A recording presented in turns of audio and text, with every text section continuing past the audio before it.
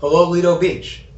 In the prelude to Kabbalah Torah in the Chumash, Hashem tells Moshe to tell the Jews, "V'yitem li segula mikol ha'amim." You shall be a treasure from among the nations. Mamlechet kohanim, a kingdom of priests, a goy kadosh, a holy nation.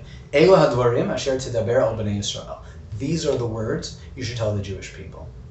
And Rashi points out, these are the words, these words exactly. No more, no less. Exactly as I told you.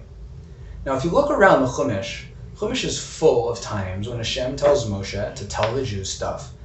And it never says, tell them these words exactly. It's usually assumed.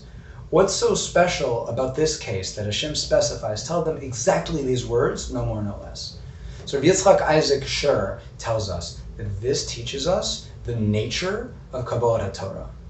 Before this, I may have thought that the Torah is a book of obligations, a book of restrictions, rules and regs. And I hear the rabbi talk about a special relationship with God. Okay, come on, Rabbi, I know the deal, all right? It's a book of rules. It's a book of rules. I have this yoke of being a Jew, and you're trying to encourage me, right, with this idea that we have a relationship with God and it's special. But you know what words, when a word has to be exact, when do words have to be exact?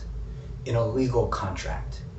These words here, a special people, a holy nation, these aren't just promises. These aren't just encouragements. This is a condition. The whole point of Kabbalah Torah, the reason we accepted the Torah, is to be special, is to have a special relationship with God, to be lifted up above everybody else. That's what the Torah is. The responsibilities, the rules, they emanate from that special relationship. But we accepted the position of being in a special relationship with God. Rav Volbe points out that even after Kabbalah Torah, we see this idea again. The Jews started to get scared. They were worried. They'd experienced a real connection with God. They understood the enormity of the obligations upon them. And Moshe says, Al tiru, don't be scared. Ki lo va'avur nasot etchem ba ha'elokim. Hashem came, why? Why did Hashem do this? Lenasot etchem, to lift you up. Matan Torah was to lift us up. That's why we accepted the Torah. Rules and regulations come from that. But the main point is the relationship with God. And we see this in the halacha of Shavuot also. How do we celebrate Shavuot? Normally by a chag, there's a machloket. Should I be learning all day? Should I be eating all day? Should I be half learning and half eating? But on Shavuot, the Gemara in Pesachim says, everyone agrees, Shavuot, you have to have a seudah. You have to have a meal. Why? Because it's the day the Torah was given. Now, I might have thought, the day the Torah was given, shouldn't I be learning? Shouldn't I be knocking this world and focusing on the pleasure of connecting to God through the Torah? No. That's the point. I have to make a party because this was the day that I connected to God. Matan Torah is compared to a wedding by Chazal. It's a special relationship with the Kodesh Baruch Hu. That's what we got at Matan Torah. And we see even the Amoraim, the way they celebrated, Rav Yosef. Rav Yosef says, every Shavuot he would have a huge party, bring a specially fattened calf, and he would say that if not for today, how many Yosefs are in the shuk? Yosef is such a common name. It's a common, nice Jewish name for a nice Jewish boy.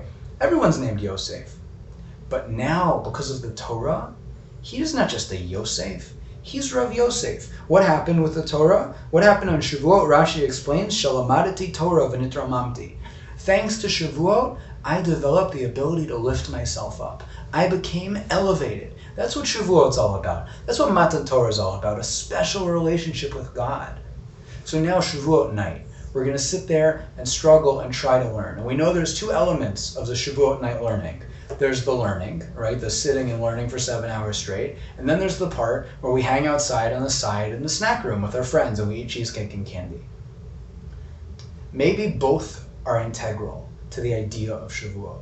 The idea that we have a special relationship today. Today's a party for us. It's not a day when we get obligations and rules and things we need to study. No, it's a day we get a special relationship with God. B'ezrat Hashem, we should internalize this and feel that relationship with God, and then we'll bring it out in our performance of mitzvahs, transformed by realizing that these are not acts of commandment. These are acts of commitment to a relationship.